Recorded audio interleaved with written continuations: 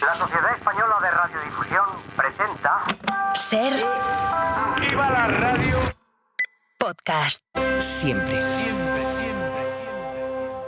La transición ecológica obliga a transformar prácticamente todos los sectores económicos, con su correspondiente repercusión sobre el empleo. En algunos casos, esto se traduce en cierres de actividades contaminantes. En otros, en creación de puestos de trabajo. Los segundos son mucho más que los primeros. ¿De qué magnitud hablamos? ¿En qué sectores se crean estos empleos? ¿Son todos nuevos? Porque en unos casos estaremos hablando de trabajos de nueva creación, pero en otros se tratará simplemente de reverdecer empleos que ya existen. Ningún sector queda al margen, pero cada uno está desarrollando estrategias y empleos diferentes. Si hacemos las cosas mejor en términos ambientales, con este concepto que se llama economía verde, se podrían crear hasta 100 millones de nuevos empleos de aquí al 2030. La transición ecológica, ¿no? El descarbonizar la economía, el introducir fuentes de energía renovables, la rehabilitación sostenible de edificios, la gestión forestal, la agricultura ecológica, la economía circular, pues yo creo que son las mayores oportunidades que tiene ahora mismo nuestro país para reconstruir un modelo, ¿no? Un modelo productivo que sea sostenible, que sea resiliente y que sea inclusivo, que garantice la justicia social. Estamos haciendo una guerra brutal contra los plásticos y no nos damos cuenta de que prácticamente todos y todas vamos vestidos de plástico, de poliéster. Que ese poliéster, al lavarlo, genera microplásticos que pasan las cañerías. Se van a crear muchos más empleos. También se van a perder algunos, en algunos sectores que ya no van a tener cabida en este mundo más sostenible, digamos, donde el medio ambiente está en una mejor situación. Yo trabajaba en un sector que pertenecía a la minería, concretamente en el cielo abierto. Ahora llevo tierra vegetal para echar de unas zonas a otras y poder hacer la reforestación y de que vuelvan a aparecer pues lo que eran hace muchos años, montes. Para entender lo que está pasando, hemos invitado a 3 personas que están o bien estudiando todo este movimiento o bien poniendo en marcha empleos verdes. Claro que se puede. Un podcast sobre transición verde y medio ambiente en el que intentamos responder a la gran pregunta: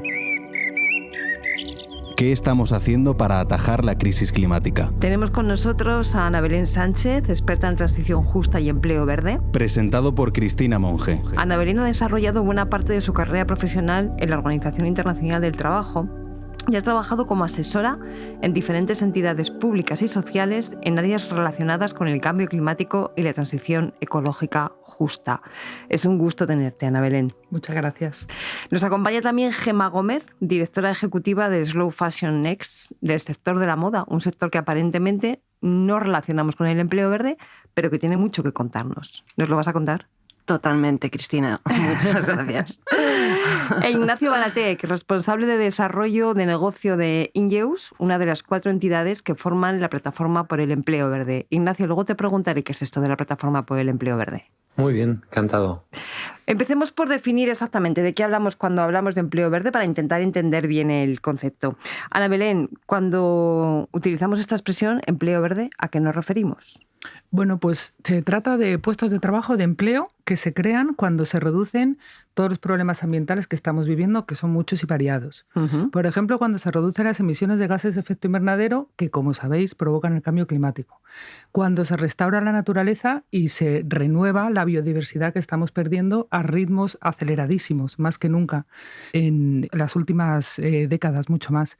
Cuando reducimos la contaminación del aire, cuando reducimos contaminación de agua, en fin, todos esos procesos crean empleo. Y ese empleo, siempre que sea de calidad, se llama empleo verde. Entonces luego vamos a hablar de los sectores, pero veremos que tiene que ver con una buenísima parte de la economía. ¿De cuántos empleos verdes podemos estar hablando en el mundo? Pues hay diferentes estimaciones. Entonces hay algunas estimaciones globales, por ejemplo, hechas por la OIT y por la Unión Internacional de Conservación de la Naturaleza, que dice que si hacemos las cosas mejor en términos ambientales, con este concepto que se llama economía verde, se podrían crear hasta 100 millones de nuevos empleos de aquí al 2030. O sea, me estás diciendo que luchando contra el cambio climático, regenerando la naturaleza y desarrollando actividades para generar una sociedad más sostenible, podemos crear incluso 100 millones de empleos. Como te decía, hay diferentes estimaciones, pero todas las estimaciones que hay a nivel internacional, nacional, europeo, tienen la misma conclusión. Se van a crear muchos más empleos. También se van a perder algunos en algunos sectores que ya no van a tener cabida en este mundo más sostenible, digamos, donde el medio ambiente está en una mejor situación. Entonces, va a haber ese proceso de pérdida y ganancia. Las pérdidas son mucho menores y las ganancias son mucho mayores. Y todas las estimaciones, desde luego, están de acuerdo con eso. Pero mira, hay un dato más que a mí me gustaría resaltar porque es muy importante, y es que en este mismo informe que te decía, estiman que 1.200 millones de personas, de empleos, sus ingresos dependen de esta sostenibilidad, de que la naturaleza está en buenas condiciones. Entonces, no es solamente el empleo que se puede crear, sino es el empleo que no debemos dejar perder. Es decir, si te entiendo bien, el cuidado de la naturaleza, el regenerar esos ecosistemas, el paliar o evitar las emisiones de gases de efecto invernadero que provocan el cambio climático, por un lado, van a poder generar incluso 100 millones de empleos, según esas estimaciones, pero es que además van a poder permitir que otro tipo de empleos vean incrementados sus ingresos. Y que no se pierdan, porque es que podemos detener ese riesgo, que se pierdan. Entonces, esa es la cuestión del empleo verde. También resaltar que no solamente tienen que ver con la naturaleza en sí misma, tienen que ver con la industria, con un montón de otros sectores. De esos 100 millones de empleos, ¿cuántos son en España? También tenemos diferentes estimaciones. Por ejemplo, el Plan Nacional Integrado de Energía y Clima estima cuál va a ser el impacto en el empleo y entonces conseguir ese plan que tiene que ver con conseguir los objetivos de la Ley de Cambio Climático y Transición Energética, pues habla de más de 500.000 empleos al año, de aquí al 2030 también. Ha habido una revisión de ese plan hace un tiempo y estas estimaciones son nuevas porque como se está invirtiendo más en energías renovables, en baterías eléctricas, en todos estos sectores de eficiencia energética, hidrógeno verde, esa creación de empleo aumenta. Entonces estamos hablando 500.000. Es interesantísimo esto que dices porque pasamos de ver la transición ecológica como un sacrificio que se deja empleos por el camino a pasar a ver la transición ecológica como un generador de empleo y de riqueza, que es como probablemente tendremos que entenderla. ¿Te atreves a dibujar algunos de los principales sectores en los que se está creando empleo verde? Sí, y además me gusta mucho hablar del tema porque al final nos quedamos un poco con lo típico, que son las energías renovables, que crean mucho empleo, sobre todo la fotovoltaica en estos momentos, pero desde luego no es la única. Tenemos, por ejemplo, todo lo que tiene que ver con una mejor gestión del agua, todo lo que tiene que ver con la economía circular, los residuos. Eso es un gran generador de empleo porque hay que cambiar, y yo creo que luego con el sector de la moda lo vamos a ver, hay que cambiar un poco la mirada que tenemos en muchos sectores, pero también tenemos la agricultura, la ganadería. La agricultura es un gran generador, la agricultura ecológica, sostenible, de cercanía, es gran generador de creación de empleo.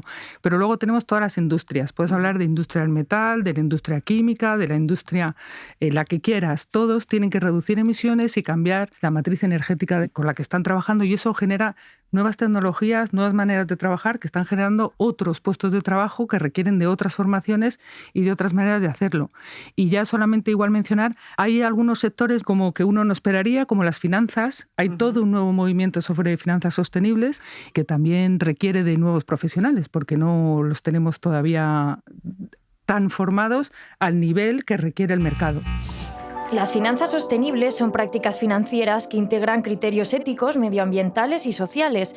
El principal objetivo es reorientar los flujos de capital hacia inversiones que contribuyan a luchar contra el cambio climático.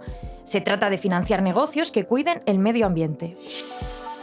Claro, en el fondo yo creo que estás planteando una fotografía en la que por un lado se crean empleos verdes y por otro lado se reverdecen empleos que ya existen, porque en el fondo la transición ecológica consiste en eso, ¿no? Consiste en incorporar la cuestión de la sostenibilidad al conjunto de la economía y por lo tanto son todos los sectores económicos. Pero también es cierto que hay algunos empleos que se pierden cuando cerramos minas de carbón o centrales térmicas y hay que ver qué se hace con esos territorios, con esos sectores económicos, con esos trabajadores. Ana Belén, ¿qué se puede hacer para que esos empleos que se pierdan no se traduzcan en que las personas no pueden seguir trabajando, no pueden volver a trabajar o que los territorios se empobrecen? Ese es un tema fundamental para todo lo que estamos hablando de la sostenibilidad ambiental o de la economía verde. En España tenemos una estrategia de transición justa, que lo que tiene que ver es con este proceso de transición en el que estamos todos más o menos de acuerdo, en que necesitamos hacer las cosas mejor en términos ambientales. El proceso de transición es complicado, porque hay algunas personas y algunas empresas, algunos territorios que, como tú dices, van a sufrir mucho.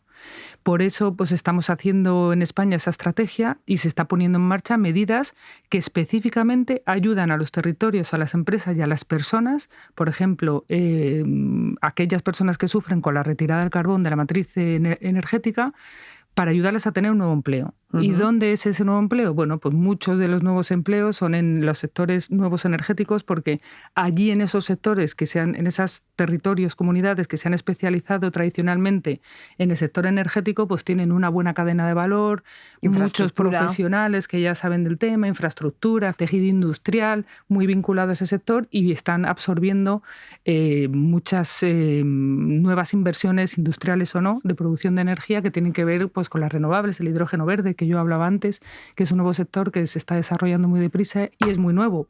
Estamos haciendo en España, se está haciendo ese proceso de ayuda muy específica a nivel territorial en esos aspectos, a las personas, a las empresas y a los municipios. Hablando de reverdecer empleos, vamos a conocer un caso en el que un empleo tradicional ha conseguido reconvertirse para ayudar precisamente a regenerar la naturaleza.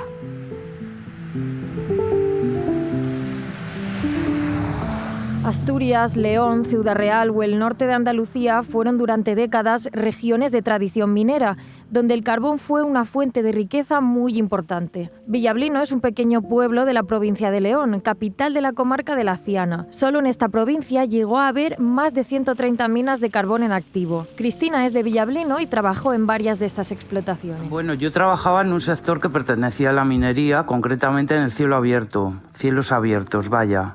Es decir, extracción de carbón a cielo abierto, ¿vale? Yo estuve trabajando, empecé con la empresa en el año 2007 y terminé con la empresa en el año 2013 cuando, bueno, ya empezaron los problemas de la minería de interior y, bueno, hasta que nos despidieron y cerraron, vaya. La minería de carbón acabó en España el 31 de diciembre de 2018, con el cierre de las 20 minas que quedaban en Asturias, Aragón y Castilla y León. Era un compromiso con la Unión Europea por el que las cerraban por razones medioambientales y por ser minas deficitarias. Todo el mundo dependía de la minería porque aquí es que no había otro tipo de industria. Pues todo el mundo, tiendas, supermercados, bares, cafeterías, restaurantes, pues todo el mundo dependía del tema de la minería. Entonces la gente empezó a marcharse, la juventud no encontraba trabajo, se tuvieron que ir, los padres pues se fueron de seguido. O sea, esto pasó del todo a la nada. El carbón es un combustible fósil muy contaminante. Su quema genera emisiones de CO2, por lo que incrementa el efecto invernadero del planeta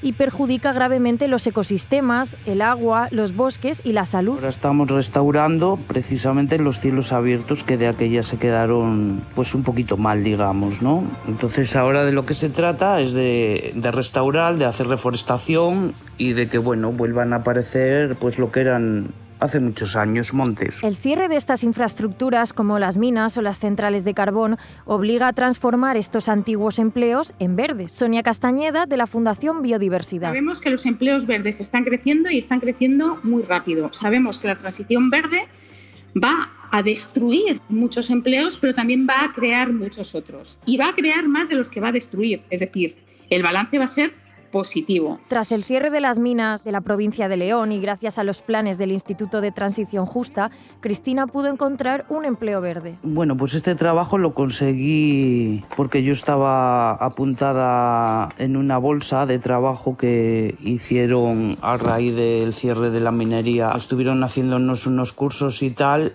Y bueno, nos iniciaron al puesto de trabajo cuando la empresa en la que estoy ahora pues decidió coger las licitaciones y empezar a hacer las restauraciones. Sonia Castañeda insiste en no dejar de reinventarse para adaptarse a este nuevo mercado del empleo verde. La solución a todo esto está en no dejar de aprender, en adaptarse, en reciclarse y en asumir nuevos roles. En realidad son las pautas más importantes para navegar en los futuros disruptivos que están por llegar de la mano de la transición ecológica y digital. Que no vale todo, que tiene que ser un empleo vinculado al medio ambiente, pero también un empleo justo. La actividad minera dejó en León zonas muy degradadas. Puestos de trabajo como el de Cristina pretenden aunar la ambición climática con la justicia social y territorial. Pues mi función concretamente es conducir un camión de gran tonelaje. un dumper. Yo llevo un camión en las manos que llevará de carga sobre unas 90-95 toneladas. El objetivo es que donde había minas, más pronto que tarde, crezcan bosques. Llevo tierra vegetal para echar de unas zonas a otras y poder hacer la reforestación y bueno, que el día de mañana pues esos árboles que se plantan ocupen todo el lugar. La minería se ha reverdecido y se está transformando, pero sigue siendo un sector eminentemente masculino. Hubo un momento en que llegamos a ser 11, solo quedamos 2, una compañera y yo. Y en la obra donde yo estoy somos las 2 únicas mujeres que hay. La reconversión de las minas y la creación de empleos verdes puede continuar. Un estudio de la Universidad de León revela que más de 70 minas cerradas podrían utilizarse para el almacenamiento energético. Bueno, pues hablando de sectores en los que nadie pensaría cuando hablamos de empleo verde, vamos a conocer uno que tiene mucho que decir, nada menos que el de la moda. Gente como Gemma lleva muchos años trabajando en estos movimientos, en estas asociaciones que promueven una moda sostenible. ¿A qué os dedicáis, Gemma? Pues mira, Cristina, nos dedicamos pues en parte a generar movimiento, porque realmente eso es lo que hacemos desde el 2011, que fue cuando empezamos nuestra actividad. Nos dedicamos a formar, nos dedicamos a hacer consultoría, a generar un ecosistema a través de nuestros eventos, del trabajo que hacemos y sí, a impulsar este movimiento que, pues eso, en el 2011 tú ponías moda sostenible y en castellano todavía no existía. Existían cosas en inglés, pero no en español. Así que sí, básicamente eso, a divulgar mucho, a contarlo. Hemos ido como picando piedra, ¿no? Para que la gente empezara a entender un poco qué significaba eso. Gemma, imagínate que un chaval de 18 años quiere estudiar diseño, quiere dedicarse a la moda, pero quiere contribuir a la lucha contra el cambio climático, a la regeneración de la naturaleza, tiene inquietudes ambientales y dice: yo quiero ser diseñador de moda, pero de moda sostenible. ¿Qué tendría que hacer? Pues mira, lo primero, preguntarse si realmente lo que quiere es ser diseñador, porque justamente, o sea, hoy en día las escuelas forman para ser diseñadores, pero no forman para emprender en toda la cadena de valor. Entonces tenemos una saturación de marcas, mientras que hay otras ideas, ¿no? Que puede ser, pues, por ejemplo, hacer un tinte, ¿no? Ahora mismo Tintoremus, que es un spin-off del Ganso, está haciendo un tinte en Extremadura de índigo. Es un proyecto maravilloso. Y estas ideas no se transmiten en las escuelas. Entonces yo lo primero que le diría es eso, que en vez de centrarse en la parte de la prenda, del producto, que empiece a mirar todo a lo largo qué otras posibilidades, ¿no? Puede desarrollar como emprendimiento. Entiendo que estamos hablando de materiales sostenibles, exacto, de tintes, de procesos con ahorro de energía, por ejemplo, de eliminación o minimización de residuos. Efectivamente. ¿Algo más? Pues lo que estás diciendo sí, también, pero podríamos empezar desde el propio cultivo del material, ¿no? Antes en España teníamos cultivos de lino, tenemos un montón de ovejas que además las necesitamos para hacer nuestros bosques más sostenibles. Y sin embargo, por ejemplo, ahora mismo la lana se tira prácticamente en toda España. Se ha reducido de una manera brutal el uso de lana, que es la fibra mejor ecodiseñada, en favor de otras materias como poliésteres, poliamidas, etcétera, que provienen del petróleo, que son plásticos. Estamos haciendo una guerra brutal contra los plásticos y no nos damos cuenta de que prácticamente todos y todas vamos vestidos de plástico, de poliéster, tereftalato de polietileno, ¿vale? Entonces, que ese poliéster, al lavarlo, genera microplásticos que pasan las cañerías, Bueno, ya con la abrasión sencillamente de llevarlo puesto, genera microplásticos que respiramos y nos enferman. Y cuando pasa el agua a través del lavado, se lo comen los peces y nosotros y nosotras nos comemos los peces. O sea, que pasa por todo, con todas las sustancias químicas además que llevan en los procesos. O sea que empezar a pensar en verde en moda también es empezar a reinventar el mundo de los materiales. Esto en la parte más productiva, ¿no? Del principio. Pero si tú te pones a pensar en la última parte, ¿no? En la de gestión de residuos, pues es un poco abrir nuestra mente a ver qué materiales puedo tener alrededor, ¿no? Que son residuos y que yo puedo reconvertirlos, ¿no? Es verdad que una de las iniciativas así a nivel europeo que más se está impulsando es todo el tema del reciclaje, ¿no? Porque hay tanto residuo que bueno, pues algo hay que hacer con ello, ¿no? Greenpeace analizó la composición de las prendas de Shein, el gigante de la moda asiático, y concluyó que el 15% de la ropa contenía sustancias químicas peligrosas que superaban los límites reglamentarios de la Unión Europea. Además, el gobierno de Seúl denunció que varios modelos de calzado infantil de esta marca contenían 400 veces más sustancias tóxicas de lo permitido. ¿Reciclaje de residuos para hacer nuevas prendas textiles? ¿O directamente uso de ropa de segunda mano? Todo. Dentro de la pirámide están fomentando mucho, por ejemplo, con toda la estrategia de tejidos sostenibles y circulares, ¿no? El primer concepto es la calidad. La moda ha perdido su valor, y más ahora desde que también han entrado, bueno, pues el fast fashion, el ultra fast fashion, las cadenas asiáticas, etcétera. Desafortunadamente, la moda ha perdido valor, ¿no? Mientras que antes tú te ponías, yo qué sé, un Balenciaga tal, no parecía que no que tenía más valor. Ahora parece que puedes ir de Shein o Temu, perdón, no sé si se puede decir de nombre. Se puede decir de todo. Bueno, pues eso, te pones una prenda de estas, ¿no? Y encima lo dices porque dices es barato y parece que soy guay. Pues no, lo siento, no eres guay, no podemos normalizar eso, porque la cantidad de impactos que ha habido detrás de ese producto no lo podemos y no lo debemos normalizar. Tenemos que empezar a pensar de otra manera, ¿no? Y de una manera proactiva. Entonces, dar calidad al producto es una de las primeras cosas, ¿no? que tenemos que hacer. Por ejemplo, tú, si tienes un Rolex, jamás lo tirarías, ¿no? Pues es como traspasar este concepto a una prenda. ¿Qué necesita una prenda para que la compres, para que la uses, para que la mimes, para que la hagas tuya, ¿no? Para que te cuide?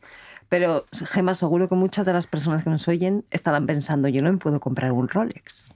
Efectivamente, a ver, esto era un ejemplo, ¿no?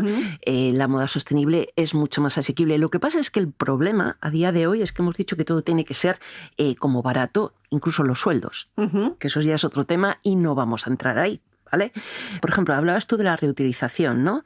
La ropa de segunda mano todo el mundo se la puede permitir, ¿vale? Y ya empezar a comprar ropa de segunda mano es alargar la vida de un producto. Y darle más valor, por lo tanto. Efectivamente. O sea que lo de slow fashion, esto de slow, quiere decir básicamente que estamos dándole valor al producto y le estamos alargando su vida en contra de ese modelo de prácticamente usar y tirar. Efectivamente, va por ahí la cosa. Pues es que hay una cosa que has dicho que me llama mucho la atención porque en temas de empleo es muy importante y es justamente lo que tú decías de las cadenas de valor y esas producciones que están en otras partes del mundo, las condiciones de empleo de las personas que fabrican están en muchos casos cercanas al trabajo esclavo. Totalmente. Entonces, no es solamente que mejoremos el medio ambiente y tengamos tal, sino que también viviremos en un mundo donde estamos todos en un proceso más de igualdad y no están trabajando algunas personas muchas horas con accidentes laborales, que algunos son muy conocidos, para que nosotros tengamos camisetas baratas aquí abajo según bajamos de la oficina. Entonces, son como dos temas muy relacionados que van uno de la mano del otro y hay que trabajarlos juntos y entenderlos juntos también. Y sobre todo una cosita, porque sobre todo es que ese sistema lo que está es creando una pobreza infinita, en el sentido de que si estas personas no tienen un sueldo digno, los hijos de estas personas tienen que trabajar para mantener la familia. ¿Y qué hace? Pues que esos niños y niñas nos están formando para poder mejorar, ¿no? Entonces cuando dicen estas marcas, ¿no? Que dicen, vamos allí y estamos generando empleo, eso ya no. O sea, tú lo que estás haciendo es hacerte muy rico, ¿vale? Para fabricar unos pantalones vaqueros se necesitan hasta 7.000 litros de agua, según Naciones Unidas. En el caso de una camiseta de algodón, se utilizan casi 3.000 litros de agua dulce, la cantidad que una persona bebe en 2 años y medio. Además, la industria textil es la responsable del 10% de las emisiones de gases de efecto invernadero. Por cada prenda que reutilizamos, ahorramos hasta 3 kilogramos de CO2, según la Confederación Europea de Industrias del Reciclaje. El impacto de una prenda nueva proviene principalmente de la fabricación de fibras, así como de la producción en sí, mientras que el pequeño impacto relacionado con la reutilización lo genera el transporte hasta el punto de venta. Reutilizar 20 prendas al año significa evitar la emisión de 60 kilogramos de CO2. Gemma, ¿todo esto se enseña en las escuelas de diseño? Ay, pues no tanto como a mí me gustaría, ¿vale? ¿Pero algo sí o se nada? Empieza, no, sí que se empieza. A raíz de la pandemia, efectivamente, ha pegado como además un subidón enorme, ¿no? Pero sí que es verdad que se da todavía un poco con pinzas y se sigue diciendo que igual el poliéster reciclado es una materia sostenible cuando no es cierto, ¿vale? Por lo que os he contado antes, ¿no? Nos afecta directamente a la salud. Entonces, ¿cómo podemos decir que algo es sostenible si nos está afectando a la salud, ¿no? Entonces, bueno, yo las animaría a ser un poquito más exigentes. exigentes, a subir el nivel. Bueno, pues el mundo de la moda es un mundo en el que no pensamos a priori cuando hablamos de empleos verdes, pero acabamos de ver que sí, que hay mucho de empleo verde, de reverdecer el sector de la moda, pero en el que sí que pensamos inmediatamente cada vez que hablamos de empleo verde es el de las energías renovables. Y por eso hemos invitado a Ignacio Baratek, que como decíamos, él es responsable de negocio de Ingeus y es una de las entidades que forma parte de esa plataforma de empleo verde. Ignacio, ¿qué es esta plataforma? ¿A qué se dedica? Sí, pues mira, esta plataforma es la suma de varias entidades a nivel privado, a nivel público, y que nace, ahora os cuento un poco quiénes somos, ¿no? Y qué hacemos, ¿no? Pero que nace, yo creo que en línea con lo que se está comentando, ¿no? Yo creo que es indudable ahora mismo, ¿no? Que la transición ecológica, ¿no? El descarbonizar la economía, el introducir fuentes de energía renovables, la rehabilitación sostenible de edificios, la gestión forestal, la agricultura ecológica, la economía circular, pues yo creo que son las mayores oportunidades que tiene ahora mismo nuestro país para reconstruir un modelo, ¿no? Un modelo productivo que sea sostenible, que sea resiliente y que sea inclusivo, que garantice la justicia social y que además promueva la cohesión social y territorial, ¿no? Y entonces en este contexto fue cuando surgió la plataforma por el empleo verde, que fue hace ya 3 años, tratando de responder a la pregunta de si seríamos capaces, ¿no? de tener en España de los profesionales cualificados para abordar esta transición ecológica, ¿no? Esta preocupación surgió de las empresas que conforman el Grupo Español para el Crecimiento Verde, que es una asociación en la que están todas las empresas implicadas en la transición ecológica en España. Está también la Fundación Ecología y Desarrollo, ECODES, que es un think tank que todos conocemos en el ámbito de la ecología. Está la Universidad Politécnica de Madrid como entidad que nos ayuda a diseñar los programas y a impartir la formación técnica, y luego nosotros como Ingeus, que estamos especializados en acompañar a personas en situación de vulnerabilidad hacia empleos, pues ayudando a esta transición, ¿no? de acercar a personas alejadas del mercado de trabajo hacia estos perfiles que están demandando las empresas, ¿no? A lo largo de estos años pues hemos hecho distintos proyectos, estamos en marcha con varios. Es verdad que algunos muy centrados en energías renovables, sobre todo en fotovoltaica, también en temas de rehabilitación sostenible de edificios, y hemos formado a más de 1.000 personas y con unos ratios de inserción la verdad que muy elevados. Está claro que el tema de la formación es uno de los retos, ¿no? Nos decía antes Gemma, todavía falta mucho que avanzar en las escuelas de diseño para incorporar esto.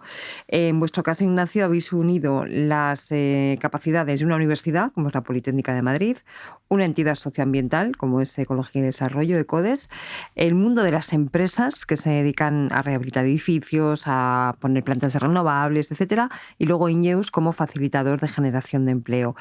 Si tuvieras que decir de alguna manera cuál es el principal factor para que esa formación se lleve a efecto con éxito y pueda generar los trabajadores con las habilidades, las destrezas y las capacidades necesarias, ¿cuál sería? Yo creo que la clave es partir no solo de la realidad de la persona, ¿no? Es verdad que y conocemos recientemente los datos de empleo en nuestro país, más de 21 millones de personas, ¿no? Ahora mismo cotizando Seguridad Social. Pero es verdad que sigue habiendo muchas personas, ¿no? que están demandando empleo, y en paralelo estas empresas que nos dicen que demandan profesionales cualificados que no encuentran, ¿no? Entonces la clave es hacer este matching, es casar esta demanda de profesionales con estas personas que están buscando empleo, que no pueden acceder, que además se va cronificando el paro de larga duración en España en determinados colectivos, y como digo, conocer muy bien qué están demandando las empresas, qué competencias técnicas, qué conocimientos tienen que tener las personas. Por ejemplo, en el tema que se ha comentado, ¿no? El tema de las renovables, de la fotovoltaica, ¿no? Uh-huh. El tema de instaladores de sistemas solares fotovoltaicas, tanto en residencial como en plantas, ¿no? Pues ahí lo que hicimos fue sentarnos con las empresas, conocer qué es lo que están demandando, qué requisitos, qué perfil están necesitando, y en base a esto pues diseñar los programas formativos, informarle a las personas que están desempleadas qué proceso de recualificación intensiva, porque los hacemos en pocos meses, qué formación tienen que adquirir para luego incorporarse a trabajar en estas empresas. Entonces, como digo, partir de la realidad de la persona y en paralelo de la necesidad concreta de estas empresas. ¿Qué tipo de formación es la que demandan las empresas y para qué tipo de trabajos? Bien, pues ahora, por ejemplo, ¿en qué estamos? ¿No? Pues estamos con programas, como digo, de montadores de sistemas solares fotovoltaicos, ¿no? Pues estamos con programas en toda España, hemos colaborando pues con distintas entidades como pueda ser ACNUR, como otras fundaciones. Estamos con programas de rehabilitación sostenible de edificios, ¿no? Son perfiles, ¿no? Que es verdad que se comentaba también antes, es verdad que hay que reverdecer ciertos oficios, como puede ser en sectores como la construcción, con criterios de eficiencia energética para todo el tema de cambios de ventanas, envolventes vegetales, fachadas, y luego nuevos perfiles, pues como este de montador de sistemas solares fotovoltaicos, que hace unos años pues no existía, ¿no? Y la verdad que ahora es un nicho de empleo en nuestro país, y además que estamos viendo que para personas con un nivel de cualificación medio-bajo, perfectamente después de un proceso intensivo de recualificación, pues pueden acceder a estos empleos, y que son empleos de calidad. Es decir, estamos hablando de rehabilitación de viviendas, por ejemplo, cambio de ventanas, aislamientos. ¿Hace falta una formación específica para esto que no se esté dando ya en las escuelas o en la formación profesional habitual? En el sector de la construcción, pues lógicamente en España se lleva dando formación técnica pues desde hace años, pero es verdad que hay que darle, como se comentaba también en la conversación, ese baño verde, ¿no? Hacer esta rehabilitación con criterios de eficiencia energética. Son actuaciones integrales, ¿no? Por ejemplo, el PENIC, ¿no? Se comentaba antes por Ana Belén, pues algunos datos, ¿no? Y dices que hay que rehabilitar 1.200.000 viviendas en este país. Y la pregunta es, ¿pero y esto quién lo va a hacer? ¿No? Es decir, se pueden generar 100.000 nuevos puestos de trabajo al año en España, ¿no? Rehabilitando viviendas. Rehabilitando vivienda, cambiando ventanas, haciendo más eficientes los consumos, electrificando posteriormente todas nuestras viviendas, pasando de calderas de gas a bombas de calor, etcétera, ¿no? Es decir, esto es un proceso que no es de hoy, esto es para los próximos años. Claro, pero lo que llama la atención es que cuando las empresas van a buscar a los profesionales que pueden hacer eso, se encuentren que no hay suficientes profesionales o que no están suficientemente formados, ¿no? Efectivamente. Y luego, en paralelo, lo que decimos, sigue habiendo ciertos colectivos de personas, jóvenes, parados de larga duración, mayores de 45 años, que se van cronificando en el desempleo y cada vez más alejados del mercado de trabajo. Entonces, lo que se trata es de casar, ¿no? Conocer muy bien qué demandan las empresas, y como lo dicen las empresas, yo lo que necesito gente es más con actitud, con C, que con aptitud. Luego ya en la empresa les daremos carrera profesional, les formaremos, pero yo quiero gente que tenga unos conocimientos básicos, ¿no? Por ejemplo, cambiar unas ventanas, montar un sistema solar fotovoltaico, y luego ya haremos carreras. Si viene en tema de fotovoltaica, si tiene conocimientos de electricidad, perfecto, y si no, pues ya les formaremos en la empresa. Sí. Oye, Ignacio, estás hablando de dos sectores, el de la construcción y el de la energía, que tradicionalmente han sido muy masculinos. Ha habido sobre todo hombres trabajando en esos sectores. ¿La gente que estáis formando ahora también son mayoritariamente chicos, hombres, o también las mujeres están empezando a incorporar a estos empleos? Claro. En la plataforma por el empleo verde, ¿no? Desde el principio, ¿no? Desde que empezamos, tuvimos, ¿no?, como uno de nuestros objetivos el facilitar el acceso de la mujer a los empleos que se están y se van a generar en la transición ecológica, ¿no? Entonces, en todos nuestros programas nos ponemos como objetivo que al menos la mitad de las personas que participen sean mujeres, que es algo que lógicamente estamos haciendo, pero de hecho también estamos haciendo programas 100% dirigidos a mujeres, ¿no? Terminamos un proyecto el año pasado en el que fueron todo mujeres en instalación de sistemas solares fotovoltaicos. El 60% al término del programa encontró empleo, con lo cual sí es posible que la mujer, ¿no?, acceda a estos empleos. Y además es como la cuadratura del círculo, ¿no? Porque estás generando empleos en sectores que ayudan al medio ambiente. Además, en muchos de los casos con los que la plataforma de empleo verde trabaja, en grupos de población que tienen mayores problemas para acceder al empleo, bien que son parados de larga duración o jóvenes sin formación, y además también intentando equilibrar la cuestión de hombres y mujeres en sectores que tradicionalmente habían sido muy masculinos. Sí, efectivamente, porque todos sabemos que, por ejemplo, el sector de la construcción, pues creo que es el 10% únicamente son mujeres, ¿no? Y además ocupan pues puestos de administración o arquitectas, ingenieras, pero hay muy pocas mujeres en obra, ¿no? Porque pues algo que tradicionalmente es ajeno, ¿no? Pero estamos viendo que sí, que se puede romper esta brecha de género perfectamente. Os pregunto a los tres para terminar. Decíamos, si hay sectores en los que sabemos que se está generando empleo ayudando a luchar contra el cambio climático, los que todos tenemos en mente, renovables, agricultura ecológica, rehabilitación de edificios, etcétera. Hay otros sectores que se están reverdeciendo. Hemos tenido aquí el caso de la moda que nos contaba Gemma, hay otros más. Si tuvierais que decir en algunos otros sectores en los que se podría estar haciendo mucho más de los que se está haciendo ya, ¿qué os vendría a la cabeza? A mí me vienen a la cabeza sectores muy tradicionales, como por ejemplo la economía. O sea, necesitamos mucho más economistas que entiendan cómo se mide todo lo que tiene que ver con la economía ambiental, cómo se introduce en todos los indicadores que tienen que ver con todo lo que estamos hablando, que son múltiples y variados, en las cuentas de todo, del país, de las empresas, en fin. Me viene, por ejemplo, también a la cabeza otro sector muy tradicional, como es la licenciatura en Derecho. Necesitamos personas, muchas más personas, que conozcan bien cuál es la regulación ambiental. Cada vez es más importante, cada vez necesitamos más personas en las empresas, en las administraciones y en organizaciones diferentes que entiendan cuáles son esas regulaciones que están aumentando y están yendo a muchos sectores de todos los que estamos hablando. Y no siempre lo tenemos, un poco por lo mismo que hablábamos en la moda y hablábamos en otros sectores. Bueno, pues hay que darlo también a las carreras y hay que darle la importancia que tiene. Entonces, yo creo que hay otros sectores muy chulos, como por ejemplo, a mí me hablan sobre todos estos sectores que hacen películas, documentales, series de televisión, series, en fin, en plataformas y que necesitan de personas que reduzcan huella ambiental, que entiendan cómo funciona. Espera, que reduzcan huella ambiental, ¿qué quiere decir? Que reduzca la huella ambiental significa que todo lo que hace esa producción, que es mucho, es rodajes, producciones, viajes, exactamente, que toda esa parte, pues desde la comida, los viajes, hasta la energía que están utilizando durante todo el proceso, pues sea más verde, sea ambientalmente mejor, vaya. Entonces, esos son como nuevas profesiones que a mí me parecen que son como muy modernas, muy chulas, muy innovadoras, muy nuevo, entonces te dan la capacidad de hacer cosas que no estaban hechas hasta ahora. Y que a día de hoy, muy variado. A día de hoy es un plus para personas que se incorporan a trabajar en este tipo de sectores, tener una formación específica que diga, sí, yo hago la producción de una serie, pero además sé hacer o sé quién sabe cómo se hace para reducir esos gases de efecto invernadero que generan el cambio climático. No es solamente un plus, sino que es obligatorio. En muchas plataformas, si no tienes ciertas certificaciones, la producción no entra.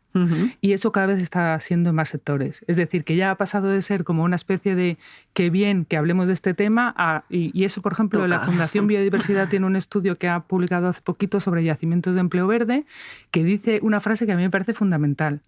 Todas las empresas van a tener que introducir estos temas en su manera de trabajar y si no, corren el riesgo de desaparecer. Y lo dicen blanco sobre negro y lo dicen así. Esa es la situación que tenemos ahora. Entonces hemos pasado un poco de hagamos las cosas un poco mejor a más bien que lo hagas porque si no, igual en 10 años no hablamos. Yo aquí te voy a sacar dos temas, ¿vale? Por un lado, creo que también es muy importante, por esto que decías de los economistas, que empecemos a pensar un poco de otra manera, porque nos ponemos muy contentos, ¿no? Cuando los grandes players abren un centro de logística, no sé qué, 10.000 empleos, ¿vale? Pero no hay estudios para medir, por ejemplo, cuántos comercios locales cierran cuando se abren estas plataformas. Entonces yo creo que empezar también a hacer las cuentas de lo que cierra, ¿no? De lo que se va cuando se crean estas mega plataformas de logística, ¿no? Creo que es súper importante para entender también el rol fundamental que, por ejemplo, los comercios locales hacen en los barrios, ¿no? Es mucho más que un comercio, es una red, ¿no? La red del barrio se nutre a través de esos pequeños comercios. Eso uno. Y luego, por el otro lado, hay que proteger el empleo verde. Yo tengo una frustración últimamente encima muy gorda, porque hay muchas pequeñas empresas que han cerrado en estos años de tanta incertidumbre. ¿Por qué? Pues porque van a un mercado donde se le permite a esta cadena asiática de turno que comentábamos antes estar en ese mercado, ¿no? Sin pagar nada y hacerle competir con una empresa que ha internalizado todos sus costes medioambientales y sociales. ¿Qué quiere decir eso, que ha internalizado todos sus costes? Efectivamente, vamos a ello. Pues internalizar los costes quiere decir que el que puede llegar al mercado con un precio tan bajo es prácticamente porque no ha pagado salarios, como estábamos viendo antes, salarios dignos, que las personas puedan vivir de su trabajo dignamente y que no han pagado toda la contaminación que generan a lo largo de toda esa cadena de valor. Entonces llegan con un precio muy bajo y esto no es justo. Y el que lo hace, quiero decir, el que internaliza esos costes de generación de empleo y medioambientales para no contaminar y luego además que tiene que tener una certificación que diga que eso es así, que las certificaciones también son un plus económico para ellos cuando son además pequeños emprendedores, eso no es nada justo. Nosotros ahora estamos lanzando una iniciativa que se llama ivaverde.com, ¿vale? Que justamente está pidiendo una reducción fiscal para que la competición en el mercado sea mucho más justa. Para aquellas empresas que puedan demostrar que están produciendo con criterios de sostenibilidad y por lo tanto generando empleo de estos empleos que llamamos verde. ¿Es así? Efectivamente. Ignacio, ¿tú qué dirías? Yo al hilo de lo que contaba Ana Belén, ¿no? Que la frase esta de la Fundación Biodiversidad, yo totalmente de acuerdo, ¿no? Cuando decía todas las empresas, ¿no?, se tendrán que reverdecer o desaparecerán, ¿no? Como hemos estado comentando, ¿no?, en la conversación, yo creo que esto es transversal. Es verdad que hablamos de empleos verdes y siempre se nos va, ¿no?, primero la fotovoltaica, la eólica, el reciclaje, pero es que todas las empresas de aquí a nada pues se tienen que reverdecer. En temas de reciclaje, de ahorro energético, etcétera, ¿no? Y entonces, igual que hace años, ¿no?, y los que ya somos un poco más mayores, ¿no?, nos acordamos cuando se implantó todo el tema de prevención de riesgos laborales en este país, aparecieron los delegados de prevención, pues aquí yo creo que debe pasar y va a pasar lo mismo. Es decir, habrá un delegado implantando todos estos sistemas de ahorro energético, de reciclaje, vigilando, ¿no?, y supervisando que esto se implanta. Es decir, es verdad que está bien decirlo, pero luego tiene que haber una norma, ¿no?, pues que ayude, ¿no?, a implantar estos sistemas, ¿no?, en las empresas y que se reverdezca todo el tejido productivo, además que toda la sociedad como se está reverdeciendo, ¿no?